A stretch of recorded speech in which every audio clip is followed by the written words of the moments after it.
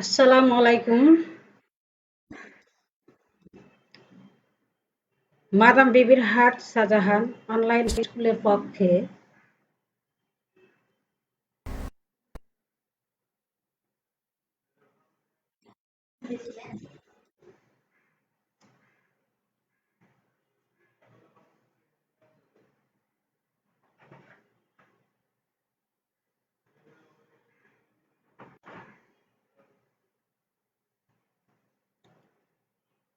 আজকের ক্লাসে সবাইকে স্বাগত। সুপ্রিয় শিক্ষার্থী বন্ধুরা, আজ আমি নবম দশম শ্রেণীর জীববিজ্ঞান বিষয়ে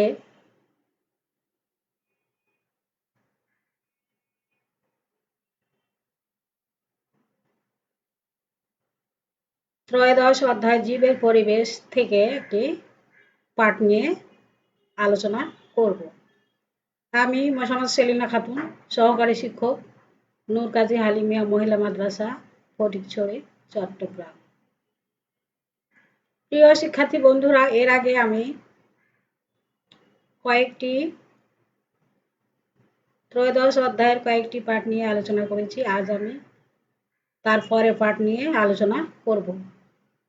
নবম দশম শ্রেণী জীববিজ্ঞান বিষয়ে শিক্ষার্থীরা তোমরা বই খাতা কলম নিয়ে লাইভ ক্লাসের সামনে উপস্থিত হয়ে ক্লাসটি উপভোগ করো। মাদাম বিবির হাট শাহজাহান অনলাইন স্কুল সহ সারা বাংলাদেশে যারা নবম দশম শ্রেণী জীববিজ্ঞান ক্লাসের স্টুডেন্ট যারা আছো, তোমরা সবাই এই ক্লাসটি লাইভ ক্লাসটি উপভোগ করো। নিশ্চয় তোমাদের ভালো লাগবে। শিক্ষার্থী বন্ধুরা, তোমরা লক্ষ্য করো, এখানে সূর্য হচ্ছে কি শক্তি, সকল শক্তির উৎস হচ্ছে সূর্য।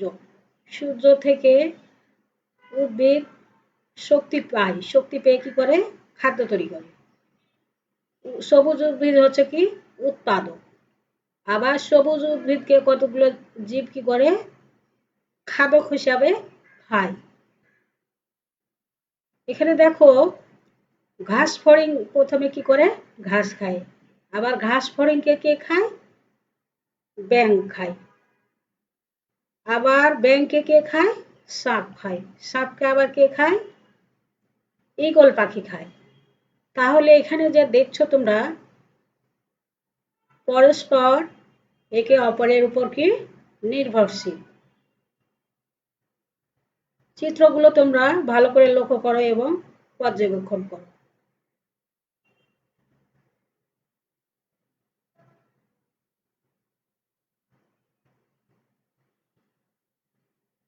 বলতে পারো কোন প্রাণী কোন ধরনের খাদ্য খেয়ে বেঁচে থাকে?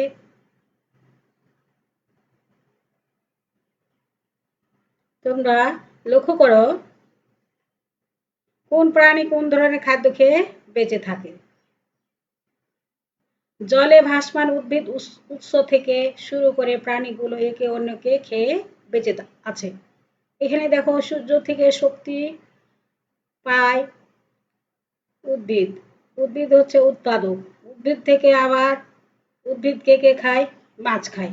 মাছকে আবার কে খায়? ব্যাঙ খায়। ব্যাঙকে আবার কে খায়? মাছকে আবার কে খায়? ক্ষুদ্র ক্ষুদ্র প্রাণী আছে সেগুলো খায়। আবার ব্যাঙ খায়। ব্যাঙকে আবার কে খায়? সাপ খায়। আবার সাপকে কে খায়? ঈগল পাখি খায়। এইভাবে চক্র আকারে কি হয়? খাদ্যগুলো একে অপরকে খেয়ে কি করে? বেঁচে থাকে। তাহলে শিক্ষার্থী বন্ধুরা, বলো তো, এই চিত্রগুলোর আলোকে আজকের পাঠ কি হতে পারে?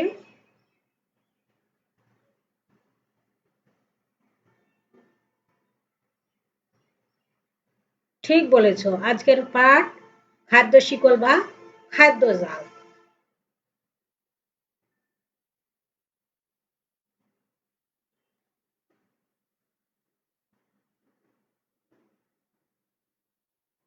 শিক্ষার্থী বন্ধুরা, শিক্ষণফল। এই পাঠ শেষে তোমরা যা যা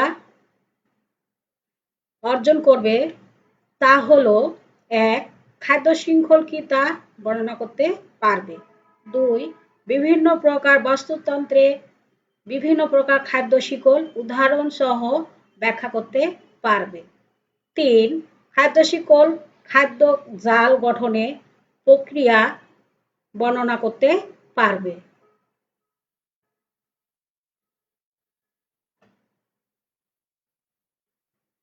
শিক্ষার্থী বন্ধুরা তোমরা লক্ষ্য করো, সূর্য হচ্ছে কি সব শক্তির উৎস হচ্ছে সূর্য। সূর্য থেকে উৎপাদক সবুজ ঘাস কি পায়? শক্তি পায়। এই শক্তিকে কাজে লাগিয়ে তারা কি করে? খাদ্য তৈরি করে। আর এখানে যে দেখছো চিত্রগুলো এগুলো হচ্ছে কি খাদ্য।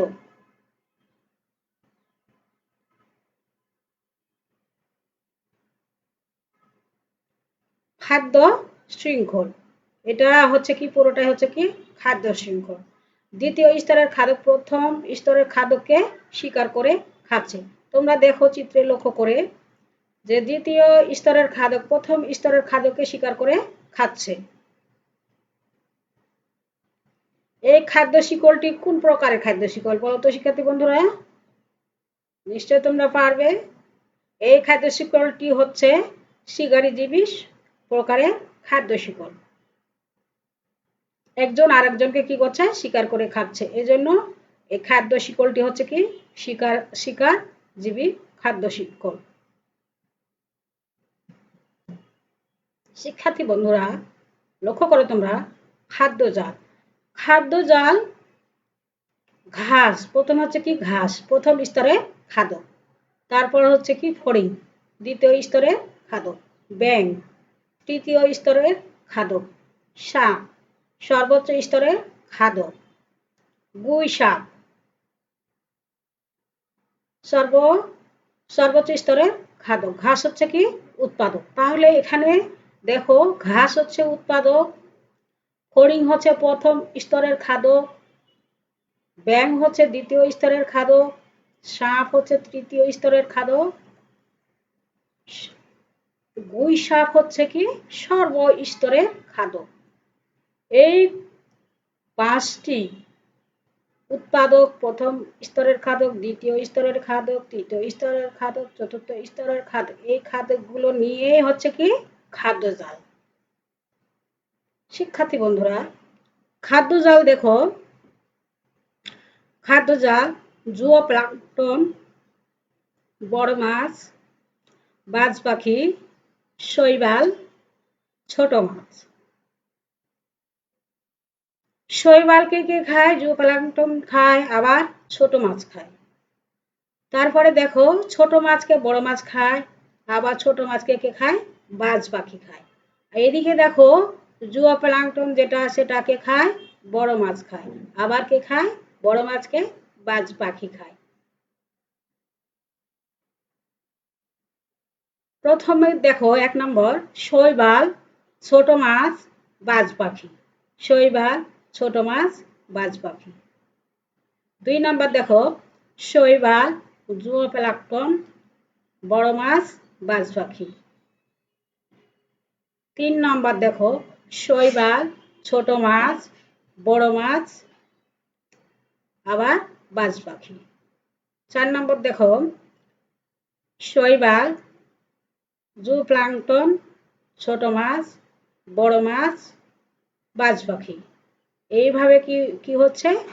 খাদ্য জাল তৈরি হচ্ছে। শিক্ষার্থী বন্ধুরা তোমরা দেখো সকল সবুজ উদ্ভিদ উৎপাদক। এখানে দেখো সকল সবুজ উদ্ভিদ কি উৎপাদক। সবুজ উদ্ভিদ সূর্য থেকে আলো পায়, আলো থেকে সবুজ উদ্ভিদ কি তৈরি করে? দেখো কার্বন ডাই অক্সাইড, পানি, তারপরে কি করে শর্করা এবং অক্সিজেন, এগুলো কি করে তৈরি করে। এগুলো হচ্ছে কি সব সবুজ উদ্ভিদের উৎপাদন। শিক্ষার্থী বন্ধুরা কোন প্রাণী কি তা বলতে পারে? এখানে দেখো সকল প্রথম স্তরের খাদ্য খাদ্যের জন্য উৎপাদকের উপর নির্ভরশীল। এখানে দেখো তোমরা লক্ষ্য করে দেখো যে সকল প্রথম স্তরের খাদ্যের জন্য উৎপাদকের উপর কি নির্ভরশীল। সকল শক্তির উৎস কোথায়? সূর্য। সকল শক্তির উৎস হচ্ছে কি সূর্য। কি দেখছো শিক্ষার্থী বন্ধুরা? তোমরা লক্ষ্য করো কি দেখছো? মানুষ, মশা, ডেঙ্গু জ্বর কোন প্রকারের খাদ্য শিকল বলো তো শিক্ষার্থী বন্ধুরা? তারপরে দেখো মৃতদেহ, ছত্রাক, কেঁচো এটি কোন প্রকারের খাদ্য শিকল? খাদ্য শিকল কত প্রকার? কত প্রকার খাদ্য শিকল দেখেছো?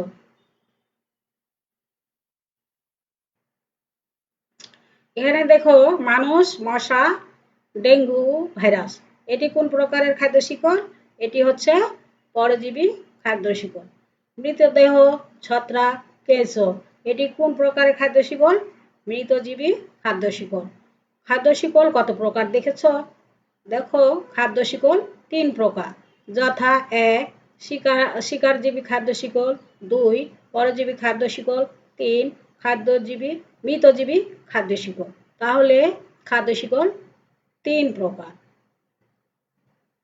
শিক্ষার্থী বন্ধুরা তোমরা চিত্রে কি দেখছো? এখানে যে চিত্র দেখা যাচ্ছে সবুজ উদ্ভিদ, খরগোশ, হরিণ, পাখি, শিয়াল, ঈগল, ইঁদুর, ঘাসফড়িং, গাছ চিত্রগুলো তোমরা ভালো করে লক্ষ্য করো। এটা হচ্ছে কি খাদ্য শিকল। খাদ্য শিকল সবুজ ঘাসকে কে খায়? ফড়িং খায়। ফড়িংকে আবার কে খায়? ইঁদুর খায়। ইঁদুরকে আবার কে খায়? ঈগল পাখি খায়, বাজ পাখি খায়।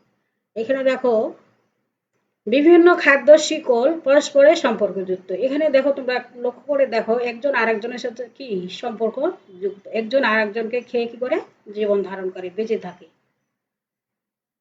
এটা হচ্ছে কি বিভিন্ন ধরনের খাদ্য শিকল।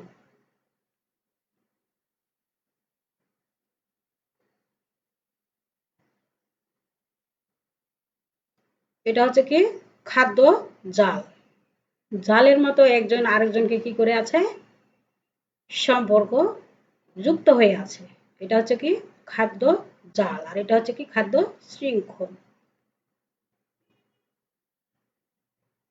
শিক্ষার্থী বন্ধুরা এবার তোমাদের দলগত একটি কাজ দিই, তোমরা সেই কাজটি নিশ্চয়ই খাতায় লিখবে। এখানে তোমরা চিত্রে লক্ষ্য করো, চিত্র হতে খাদ্য শিকলগুলো উল্লেখ করে খাদ্য জাল তৈরি করো। নিশ্চয়ই তোমরা পারবে। এর আগে আমি যেভাবে আলোচনা করলাম নিশ্চয়ই তোমাদের সহজ হয়েছে তোমাদের কাছে এবং নিশ্চয়ই তোমরা লিখতে পারবে। তাহলে তোমরা সবাই খাতায় লিখে নাও।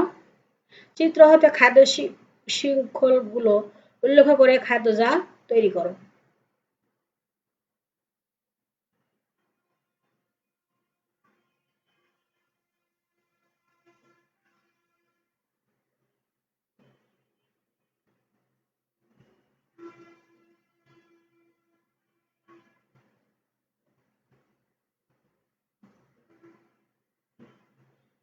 নিশ্চয় তোমাদের লেখা হয়েছে। শিক্ষার্থী বন্ধুরা এখন আমরা এই যে পাঠ নিয়ে আলোচনা করলাম সেই পাঠটি আমরা এখন ভিডিওর মাধ্যমে দেখব। তোমরা ভিডিওটি লক্ষ্য করো।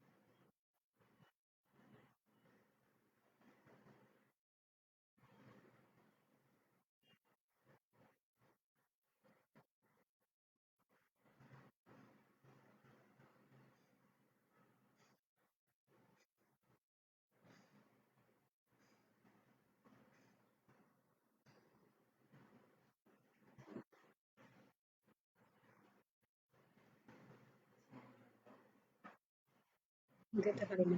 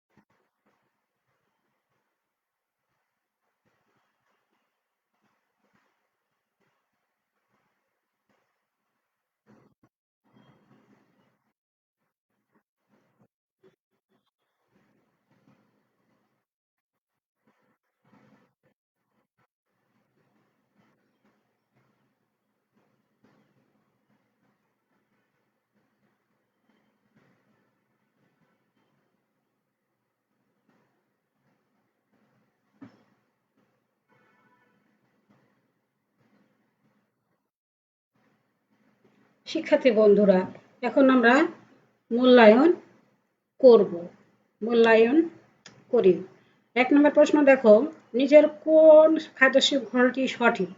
এখানে তোমরা লক্ষ্য করো, ক ফাইটোপ্লাঙ্কটন, ছোট মাছ, জুওপ্লাঙ্কটন, খ শামুক, মাছ, ক্ষুদিপানা, গ ফল পতঙ্গ, পাখি, ঘ ঘাস, কচ্ছপ, ছোট মাছ। এখানে ৪টি যে প্রশ্নের অপশন দেওয়া আছে, কোনটা সঠিক হবে বলো তো শিক্ষার্থী বন্ধুরা?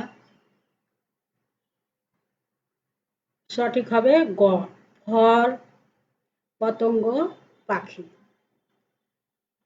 ২য় নং প্রশ্ন দেখো, ফাইটোপ্লাঙ্কটন কি?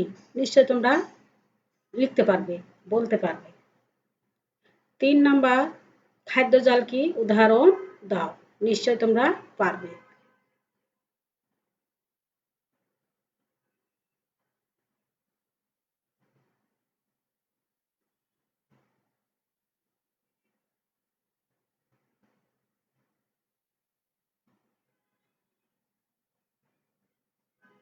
শিক্ষার্থী বন্ধুরা, বাড়ির কাজের জন্য তোমরা নিশ্চয়ই প্রস্তুত হয়ে আছো খাতা কলম নিয়ে।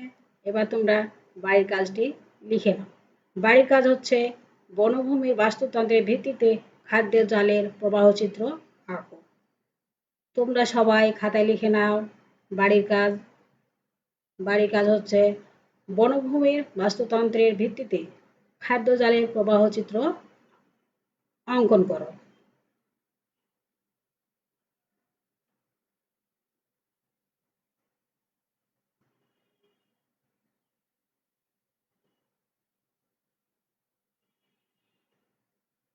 নিশ্চয় তোমরা বাড়ির কাজ লিখেছ। বাড়ির কাজ লিখে নাও, লিখে তোমরা ঘরে অনুশীলন করবে। ঠিক আছে শিক্ষার্থী বন্ধুরা?